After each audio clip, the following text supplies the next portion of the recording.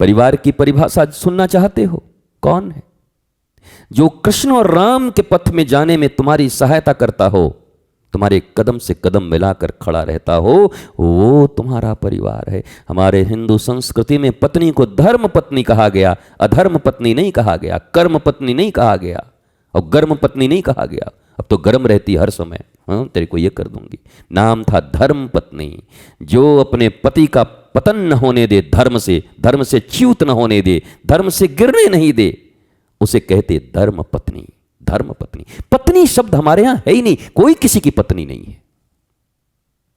सनातन शास्त्र, हिंदू शास्त्र, भारतीय धर्म में पत्नी है ही नहीं कहीं, धर्म पत्नी। अगर धर्म नहीं है उसके भीतर तो पत्नी कैसी? और पति के भीतर भी पाति इति पति, जो रक्षा करे किस चीज की? धर्मो रक्षति रक्षितः, जो अपनी पत्नी के भीतर के धर्म की रक्षा करे वही पति है। यहां छिपा हुआ है, साइलेंट है। जैसे स्कूल में सकूल लिखा रहता है, बिहार में तो आज भी लोग सकूल ही पढ़ते हैं। का हो सकूल चल ब, आधा सकूल, सकूल, पर उसको बोलते हैं school, school, school, school, school. ई छिपा हुआ है, स्कूल। बहुत सारे चीज छुपे हुए हैं, KNOW, नो। बहुत सारी चीजें साइलेंट है ना, तो साइलेंट हैं चीजें। वैसे ही पति में भी साइलेंट है। उस स्त्री की रक्षा, धर्म रक्षा। रक्षा का अर्थ पहला धर्म होता है। जिसका धर्म बच गया उसका सब बच गया। धर्म उसकी रक्षा करेगा ना। शास्त्र कह रहा है धर्मो रक्षति रक्षितः, जो अपने धर्म की रक्षा करेगा, बुरे समय में धर्म उसकी रक्षा करेगा, उसको कभी नहीं गिरने देगा। तो पति पत्नी का सबसे श्रेष्ठ रिश्ता इस जीवन में है, दोनों एक दूसरे की धर्म की रक्षा करें, धर्म के पथ में खाद पानी दें, बाड़ लगाएं, धर्म से दूर न करें, अधर्म पथ पर चलने के लिए प्रेरित न करें। मंदोदरी बहुत धार्मिक थी, बहुत अच्छी थी।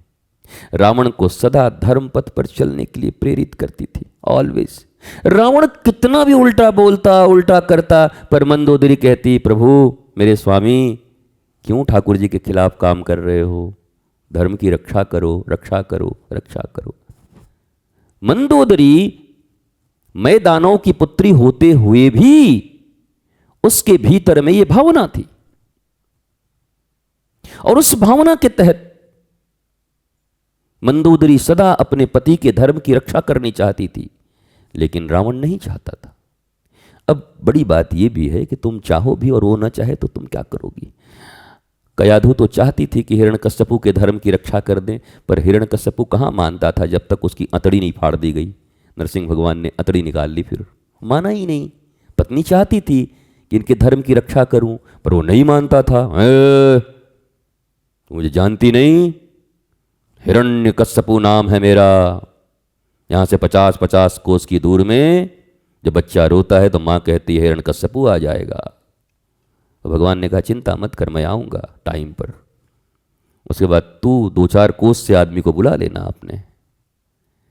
तो ये दो ही संबंध है, प्रेमी हो, प्रेमिका हो, भाई हो, बहन हो, माता हो, पुत्र हो, भाई भाई हो, बहन भाई हो। परिवार में जितनी भी संरचनाएं हैं, नाम कुछ भी हो रिश्ते के, लेकिन इन सब का काम है एक दूसरे की धर्म का रक्षा करना और उनके जीवन में धर्म का वर्धन करना।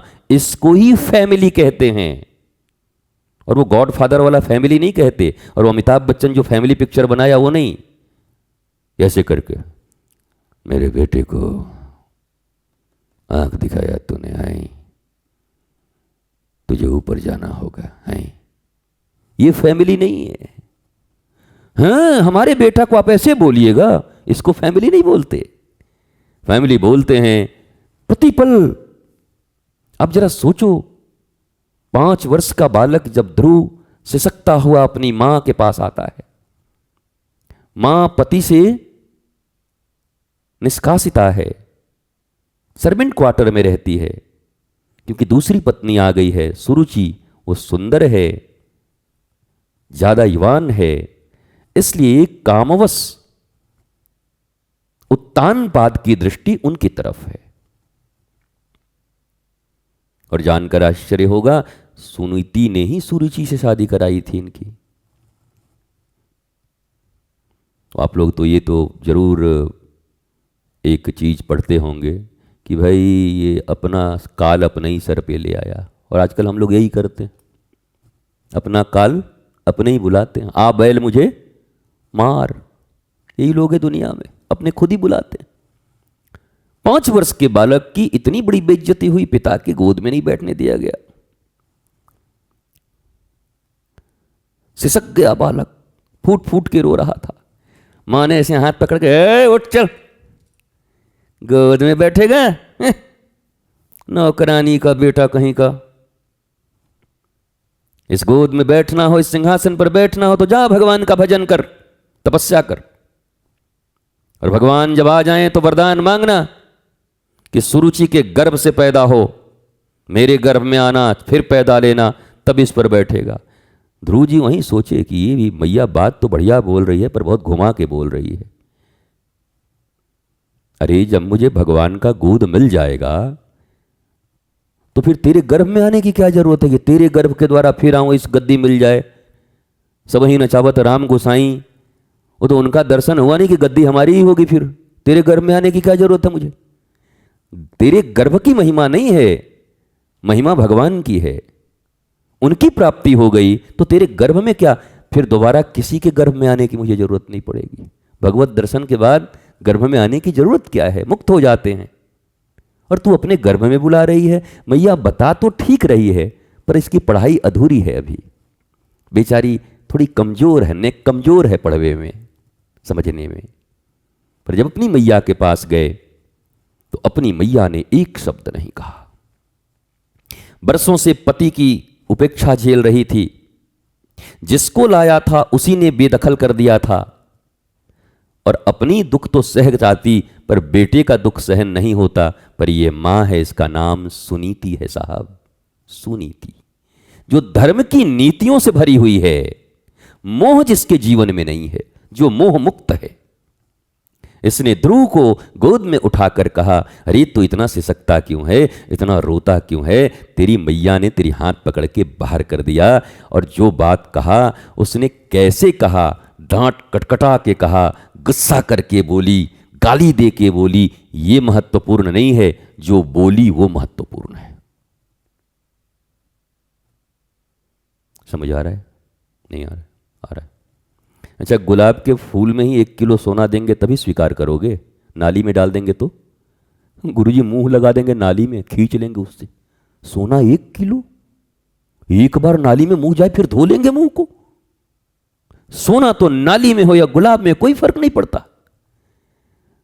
तो मैया भी कह रही है कि तेरी सौतेली मां ने क्या कहा यह महत्वपूर्ण है, माल महत्वपूर्ण है, वो कहां है ये महत्व, कैसे बोली ये महत्वपूर्ण है। गाली दे के बोली, हाथ हटा के बोली, पर उसने सत्य कहा कि तू पिता की गोद के लिए क्यों मर रहा है, तू तो अब परम पिता की गोद में बैठने के योग्य हो गया है। जा तपस्या कर और परम पिता की गोद में बैठ। कितनी प्यारी बात कही। एक मैं हूं जो तुझे पिता के गोद में बैठने के योग्य नहीं बना पाई, और एक वो तेरी मां है जो तुझे परम पिता के गोद में बैठने का मार्ग बता रही है। इसलिए सच्ची मां तो तेरी सौतेली मां ही है।